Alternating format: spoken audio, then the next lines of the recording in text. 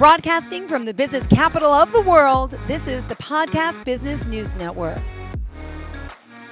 We are back with John Riggio, our architect, our pro tennis player. New title, I should say, is author, soon to be traveler back to Japan, and so much more. He's here joining us live today on the show. Excited to talk more about all his architect work and, of course, his work in the pro tennis world. How are you? Great. Thanks, Jill. How are you? I'm fantastic. I'm excited because John Riggio put his book in the mail for me. So I just got to start with that. Tell us the title of the book and where we can get it. Yes. My book is called My Own Court, The Life Story of Tennis Legend John Riggio. Beautiful. And this is a book that comes from the videos that we've been making over the years, remembering all the different stories about architect work and all the different stories about tennis. And I put it together in one autobiography. And it came out really excellent. The book is available on the internet. You could buy it on Amazon, or Barnes& Noble, or the other stores available on the internet. It comes in a hardcover, softcover, and an ebook, so you can read it in any language. Very easy to translate. And today, I'm going to continue with some more stories about some tennis. My architect office is doing very good. In the meantime, I have 5 W-2 employees, and I'm compiling some nice portfolio projects. I will show them in the coming weeks. But as far as the whole days of tennis, I was just thinking about the past, and it was really amazing because in the book, I describe when I was growing up, my father and my family, they could tell that I could play tennis very well. And if I could share this, let me just show the book here. I have it on the Kindle, so I think you can see it here. So if I go through the pages, Yep. I can Beautiful. go all the way here to the start of the book, and this is the title of the book. It shows the front cover. And this is a recent picture of me here playing at one of the local parks, teaching tennis recently. My group has grown to 1,800 or more people now. A lot of people really like playing the tennis.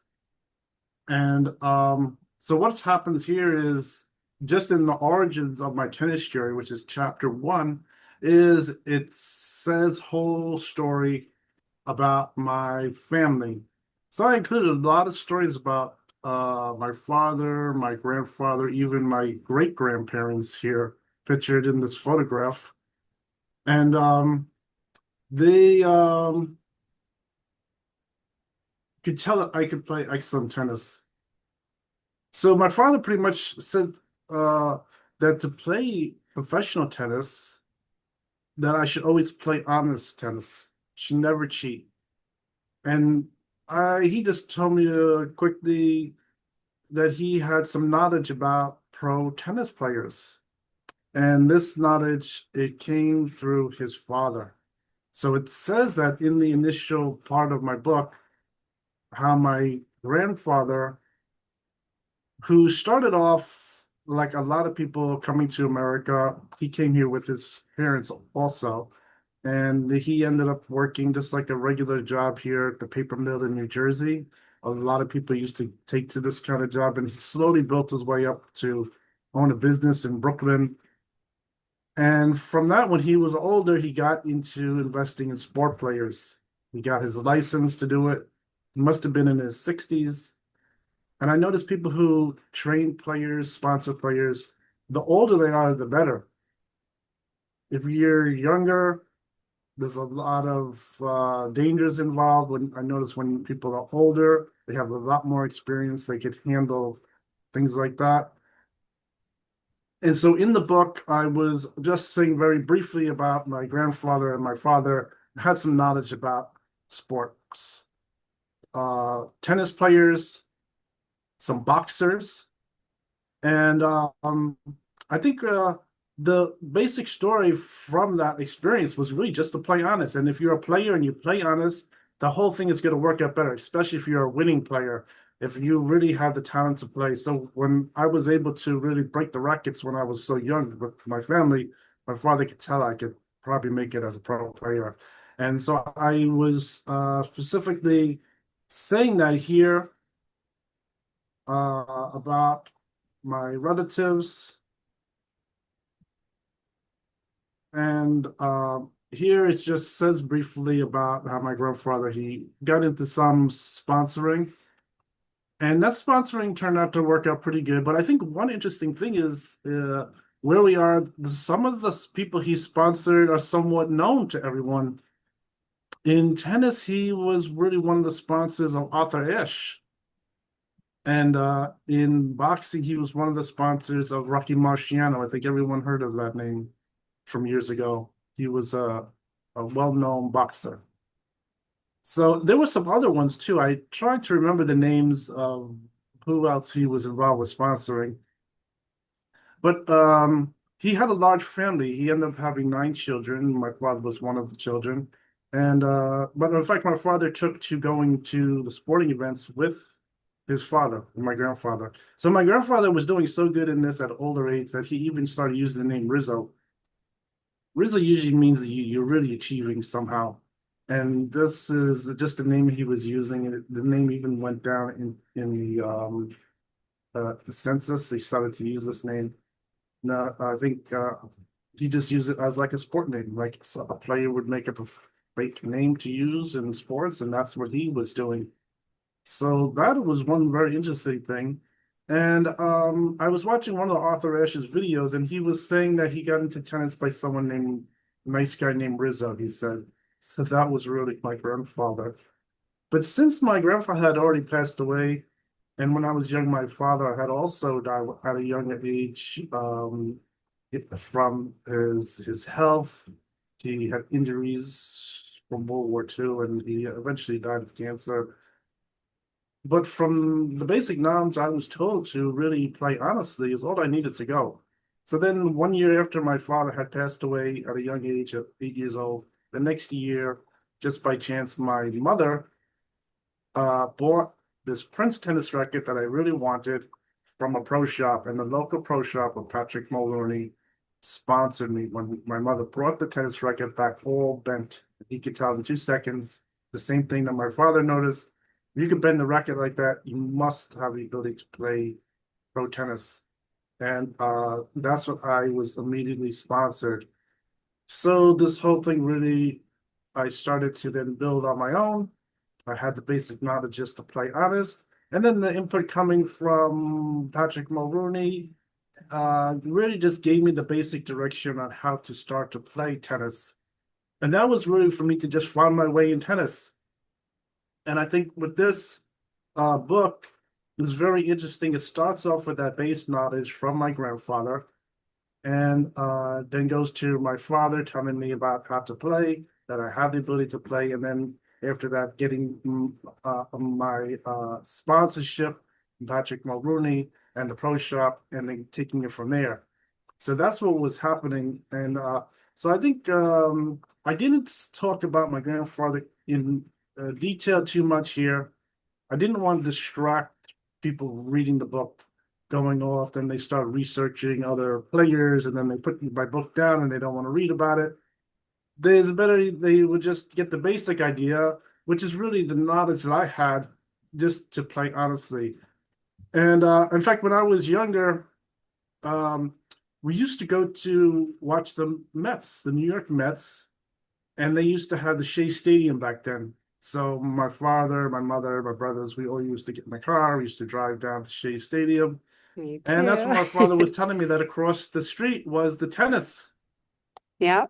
But a lot of people, they don't really go to watch tennis like it's baseball. So we used to go over to watch the New York Mets instead. And across the street was the tennis. But my father would tell me some things about the tennis center. Mm-hmm. And I think my mother was even asking about maybe him bringing me over to take a look at some of the tennis playing at that time. But really, I think from his experience with playing tennis, going there as a spectator sport wasn't really that important. It wasn't a big deal to him. Going to watch the Mets at Shea Stadium was really more of a family fun, safe thing to do. The other one's dangerous. So what happened is, so that's how those little hints of the tennis history was coming out. And I think sometimes at family parties, they talked a little bit about my grandfather and their experience with some sport players watching the events and things like that. And I think that gave him a little extra money too, made things a little better for him. Him starting off, working a job, getting a business, and getting into this at older age was pretty good. And so that is one thing that was happening. Mm-hmm. And so I think that was really a very interesting story that I put in the book here. And so I'm just elaborating on it now. I'm just explaining a little bit more about those stories. And that was pretty good. I think when I was growing up, my grandfather, I was still like a young child, but I remember him talking to me, and they used to talk a little bit about how they had some sponsors in tennis and boxing. And that's pretty much. And one thing I learned about is that boxing, as far as how the structure of the sport works, as far as professional sport, is very similar. It works the same way, and a lot of it is just built on playing honestly and winning and staying ahead of the game to continue to win. And they have all kinds of percentages of winning too. One percentage is not going below 50% of your games. That is really one key in professional sports from playing in the years. And then, of course, to play at the top, you have to have really a high percentage of winning. You have to really play excellent and things like that. And so I think the knowledge that was taking place with my grandfather and my father, some of it sort of was lost with them passing on at a sort of different ages. And so I think some things as far as getting an agent, as far as a tennis player is concerned, any kinds of advice like that. Unfortunately, I missed out on some of those things. I couldn't get all the knowledge that they had. I think looking back at it now, if you were a young tennis player, you have a contract of any kind, you would meet all your basic requirements if you can with things like an agent and things like that. I noticed from doing things with other entertainers, sometimes their parents are really able to pick up on working as the agent. And when I was able to get into playing some pro tennis, and by doing that, I started my tennis club in middle school. So by starting that tennis club in middle school, I met Anthony Cambria.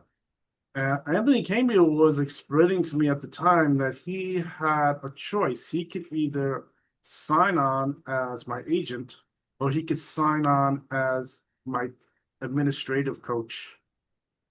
He decided to sign on as my administrative coach.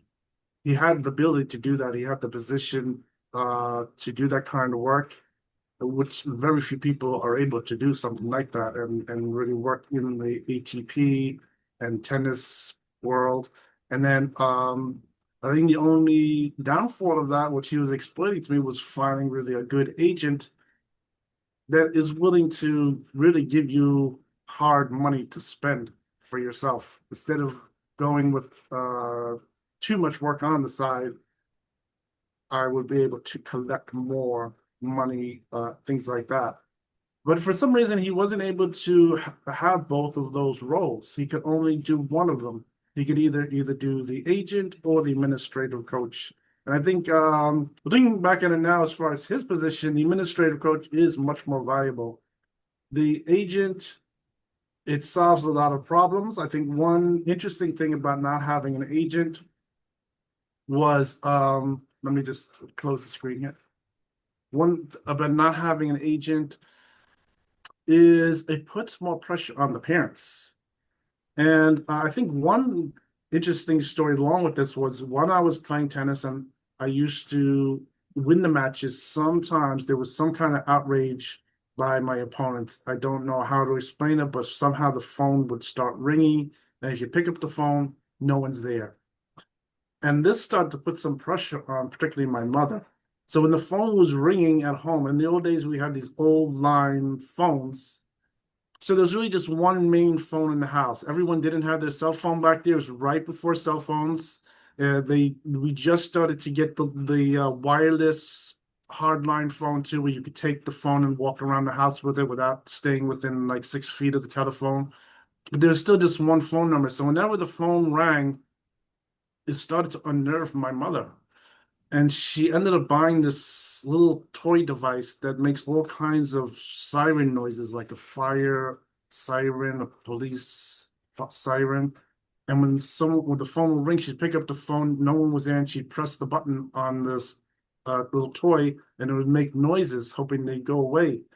And I didn't want to say, but from my experience, it sometimes it's really, I felt it was from playing tennis. If you don't give someone one game or something like that when you're playing, somehow the phone ends up ringing at home. I don't know what the coincidence is. I don't know if someone could explain something like that. Somehow that, so that was one real pressure that was going on my mother. Then the next pressure was the thing with the sports when they realized that if you don't have an agent and the mother or father is the agent, then the pressure goes on the family.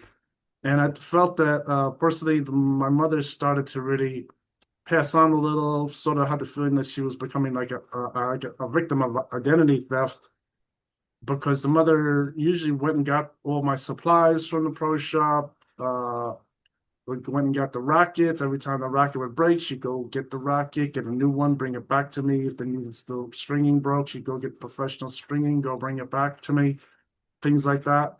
So all those things was going through my mother for a while. So she was doing very nicely, but I think some of those things started to something maybe they went after things like that. And I noticed my mother over time, by the time 1999 came, my mother was not able to help me at all.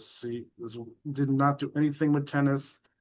She did not say anything that I was even playing tennis. And so it was really sort of a sad story. She's sort of like passing on. And that's why I was just reflecting back. The idea of having an agent would solve some of those problems, would take a little pressure off the parents and the family that people won't start looking at it. And I talked to some agents over the years, and they're just ordinary people. I just talk to them as there was no big deal. But I think, especially when I was younger, if my mother was to call, uh, getting an agent at that age is probably a lot easier for a parent to do something for their children to get their agent. So that was one interesting thing that was happening. And so I think with that, that was just one thing about sports, and I think the knowledge of having the agent, how to do all those different things. I didn't get that knowledge coming through my father or my grandfather. I only knew about playing honest and some hints about getting the agent, getting the publicist, getting the advertising, doing all those different things. Some of it came through the players when I was playing more and more with the different players. They used to assign instructors, playing at my own tennis center. I would talk to the other pro players. I started to pick up a lot of those things. Then some of those things would also get repeatedly done every time I got a new sponsor. We go through the same thing. So all those things were very important. And I even read a very interesting book from the library. When I was young, my coach, Anthony Kimber, used to give me a list of books. He used to always recommend me going to the library, reading all the different books on sports. And there was some books that were really very sport business. One of them was even suggesting I go to the bank, see if the bank could act as my agent to collect money. So, so instead of the money going through the parent, which the parent could turn into identity theft, which pretty much was clearly happening at the end, I can get money directly through a bank. I think that was one very interesting idea. I did have a little progress with that. I did go to local banks, talk to them. I think at that age, I was young. You have the guy who runs the bank comes out and talks to me instead of just talking to the teller. That was an interesting experience. I was starting to make some progress with that. It was pretty good. And that was really from ideas from reading sport business books. I just took them out in the library. Years ago, people weren't buying that many books at the bookstore like they do today. I think most books I was going to the public library or going to my school library. And I was getting a lot of knowledge like that. So that was helping. I think whenever something didn't work with the book, reading through some advice like that, I was always starting to get a little puzzled of why their recommendations weren't really going so perfectly. And I think that that has to do with I guess it's just their own situation, then they just told their story, and then they tried to, give some good advice to whoever reads the book. So the advice was very good. It was good that I was at least able to get some clues on what to do with that. A lot of people, they couldn't just give me the definite things. They couldn't just go call their agent. And I think also some things like that were a little troubling about not having all those things. I didn't want to say, but I think if you don't have like a publicist or you don't have a thing, it's like if you go to school and you didn't bring your lunch money. Sometimes they could start to think there isn't something's wrong. But I think not having all the different things for sports or even entertainment, I think it's very common. I think some people just lie. I had my girlfriend used to say her father was really the official agent. And when we got into some serious sport talk, he never had any license or anything. He was just doing it as a parent. He didn't have any real official license or any real contract. So I think things like that were also happening. That the what was going on wasn't really in writing. And of course, when I talked to my lawyer, Hillary Clinton, she had all the definite things for me, knew all the legal papers. Things were going very good.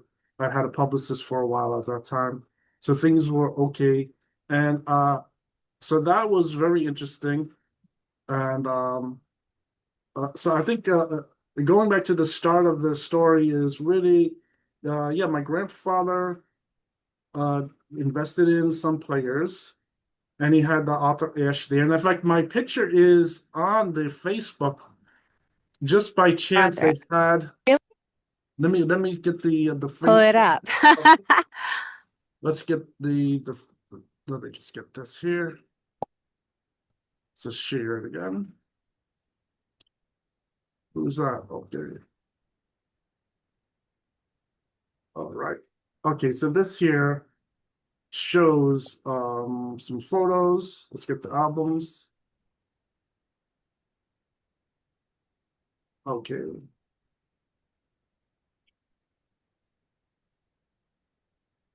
And just going through this, I have these on the Facebook page, and it shows some different things. One of them is this photograph is really from that video. And then let's go to the next one.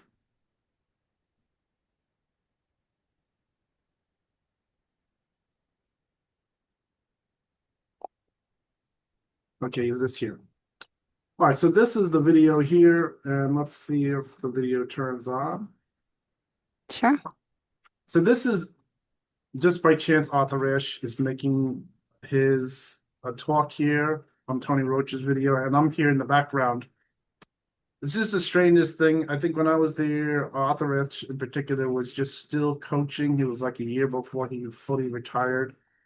And there were some other veteran players from his generation that were there like maybe another year or two.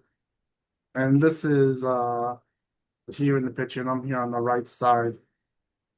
So this here was very interesting. And that Mm-hmm. shows this here, and this shows some other players. Love this. And you're in the background of this, right? Wait, where are you? Okay, yeah, I'm there. There you are. Let's see. Let's see up here. Okay, yeah, there, So cool. yeah. Okay.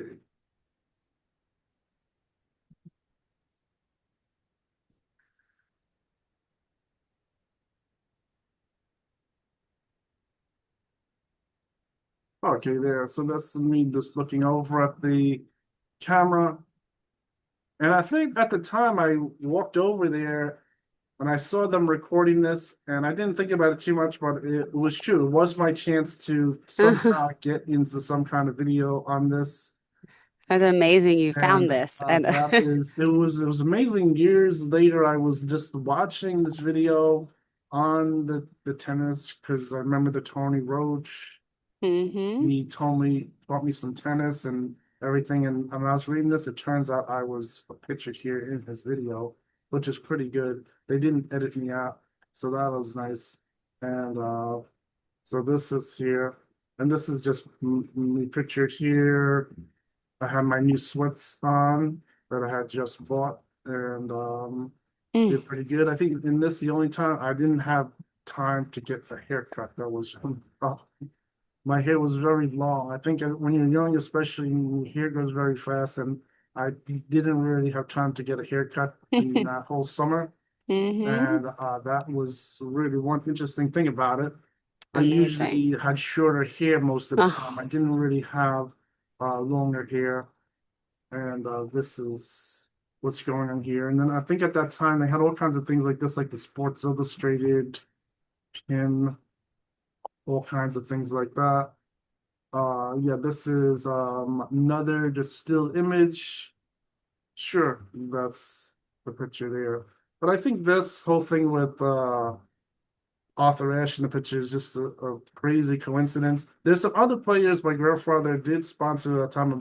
Trying to remember their names. As soon as I can really definitely remember their names, I will talk about them. But I think him as a sponsor really only gave me that information about not cheating, always playing honest, playing an excellent sportsmanly game. There were no tricks about playing tennis, pro sports. I don't know their business of sponsoring, but as yeah. far as tennis player, all I know is this playing honest sports, and that was really very interesting. So I think that was a very interesting set of knowledge from my grandfather. Then my father, who used to always go and accompanied him to see the sport players. In fact, my father even learned some tennis from the sport players he sponsored. Yeah. So so my father was able to play some pretty good tennis. He played a certified 4.5, and my father used to play left-handed too. My father was able to play both. So when I was very young, I could play some left-handed tennis. I wasn't sure if I was going to play left-handed tennis or right-handed tennis. I Yeah. was trying both right-handed, trying some left-handed. My father recommended hitting the ball right-handed. So when I was younger, at that age, very small, I was playing left-handed for a while. I think a lot of it had to do with hitting like a backhand shot. Oh Hitting gosh. a backhand shot. We are 1 minute away. This I always forget. We always just keep talking, which But I is not a ended up bad just thing, but we're playing out of time. right-handed. Sorry, go ahead. Yes. So that was very interesting. I just ended up Oh, playing right-handed. In fact, right. a good percentage of pro tennis players they play left-handed, especially that generation that was like 14 years older than me. A lot of them were left-handed players somehow. Mm-hmm. I was a right-handed player. I noticed a lot of players in my generation, a lot of them were playing right-handed, but they had this thing about a lot of them were left-handed. My father used to play left-handed tennis, and but I ended up just played the right-handed tennis. I could put it together with a right-handed, but I did play left-handed and right-handed when I first started off. It was very Got it. interesting Well, when I was thank you, very young, very John. young. John, I apologize. We have to run. How do we contact you? I guess you can go to my webpage, johnriggio.com, or you can go to my Facebook page for my tennis stories. John Riggio Pro Tennis Player, and I have all kinds of stories there, links to my tennis experiences, and of course, you can get the link to buy my book too. It's really excellent. You should read it. It has a lot of amazing stories. Beautiful. Can't wait till it comes my way. I'll let you know. Thank you again, John. Have a fantastic day. Enjoy your travels to Japan. Hopefully, we'll talk to you next week live from there, okay? Thank Okay, thanks. you. Good talking to you. Bye, You Joe. too. Bye, John.